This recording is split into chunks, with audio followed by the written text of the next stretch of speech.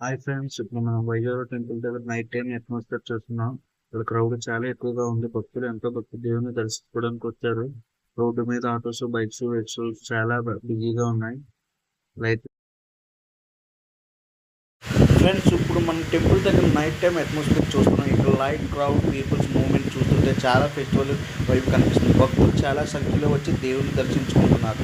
ఈ టైంలో టెంపుల్ సరౌండ్లో ఇంకా లైవ్గా కలర్ఫుల్గా కనిపిస్తుంది.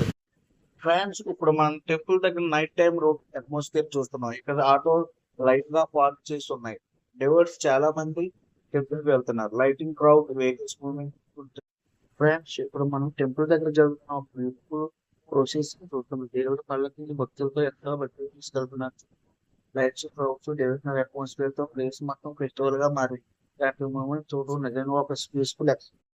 ఫ్రెండ్స్, ఇప్పుడు మనం టెంపుల్ దగ్గర చాలా బ్యూటిఫుల్ గా డెకరేట్ చేసిన దేవుడి పల్లకి చూస్తున్నాం. కలర్ఫుల్ లైట్స్, దేవుడి ఫోటోలతో ఇది చాలా ఆకర్షణీయంగా కనిపిస్తుంది. భక్తులు ఎంతో భక్తితో ఈ పల్లకి దగ్గర చేరి దర్శనం చేస్తున్నారు. ఇలాంటి డివోషనల్ అట్మాస్ఫియర్ చూడటం నిజంగా చాలా స్పెషల్ ఎక్స్పీరియన్స్.